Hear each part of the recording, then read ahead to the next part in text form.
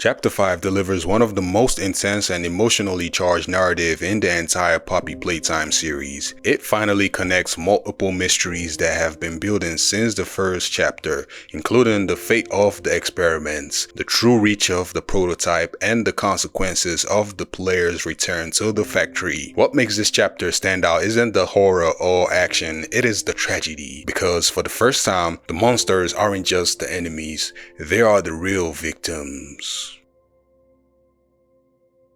The chapter continues shortly after the previous events, with the player pushing deeper into the Playtime Co hidden infrastructure, and now it is clear that the factory is not just an abandoned toy facility, it is a living ecosystem controlled by something far more intelligent and dangerous than anyone had ever imagined, and that force is the prototype. Throughout the journey, environmental storytelling reveals more about the experiments, failed subjects, containment areas, and evidence that the company completely lost control long before the player ever returned. But the biggest emotional thread revolves around two familiar characters, Huggy Wuggy and Kissy Missy. Their storyline becomes the emotional core of Chapter 5. One of the most shocking moments occurs near the train station sequence. After a tense escape, Huggy encounters Kissy Missy, and for the first time in the series, Huggy's behavior changes dramatically. Instead of aggression, he shows hesitation, recognition, and even affection. The scene strongly implies that remnants of their original personality still exist beneath the monstrous programming. It is a brief moment of humanity, and then it is quickly ripped away. The prototype suddenly appears and brutally impales Huggy from behind before killing Kissy Missy as well. The attack is fast, violent, and emotionally devastating, reinforcing the major theme of the chapter: no one escapes the prototype. This moment also confirms something players have suspected for a long time. The prototype isn't just controlling events from the shadows, it is actively hunting down powerful experiments. After the attack, the player escapes aboard a train while the prototype pursues from the outside. This section becomes one of the most mechanically intense sequence in the entire franchise, which makes you detach train cars, restore power systems, electrify the prototype, setting parts of the train on fire, and then activating control mechanisms to escape. Despite multiple attempts to stop it, the prototype keeps coming. This reinforces its role as an unstoppable force, almost like a mechanical predator. Eventually, the player jumps free as the train explodes behind them, but survival is only temporary.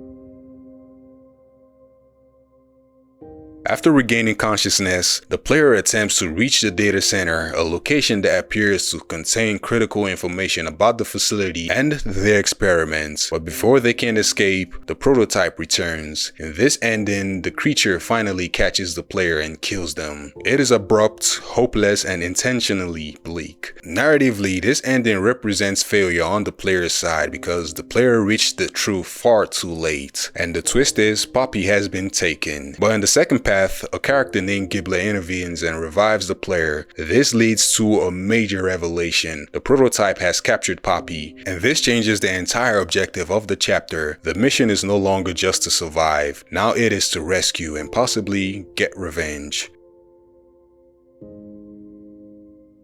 Following Giblet leads to the data center, a heavily secured facility containing backup systems and archive data from the Playtime Co. And inside, the player activates a computer override mechanism by pulling emergency levers and forcing the ecosystem online. When the system finally boots up, an eye appears on the monitor, then a voice speaks. Well now, this is rather an interesting turn of events. This moment is extremely important for the overall lore because it suggests another intelligence exists within the facility and the factory systems are still operational and someone or something has been watching everything.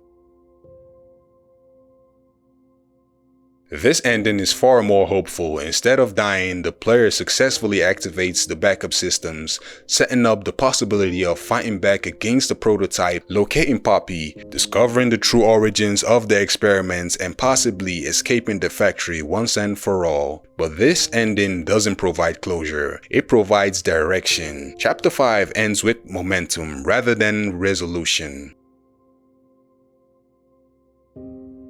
Chapter 5 strengthens the idea that the prototype is not simply a monster, it behaves strategically, it eliminates threats, it collects powerful experiments, and it manipulates events across the facility. Many clues suggest its ultimate goal could involve evolution, control over other experiments, or escape into the outside world, which would raise the stakes beyond the factory entirely.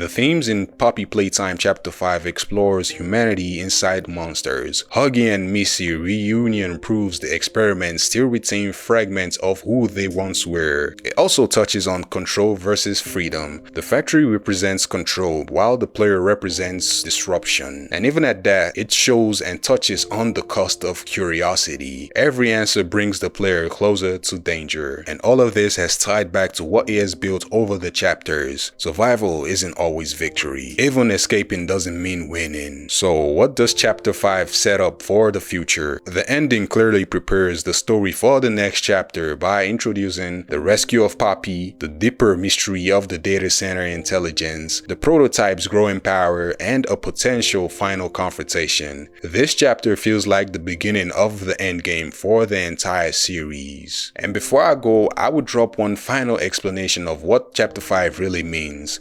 At its core, Chapter 5 is about consequences. Playtime Co created life, then abandoned it. Now that life is fighting back, and the player is caught in the middle of war between creations and their creators' mistakes. Please, if you enjoyed this video, kindly hit that like button, hit that subscribe button, and hit that notification bell icon so you can get notified when I upload new videos like this, as I am desperately trying to hit 1K subscribers by the end of this year. And until next time, peace and love. Incredible.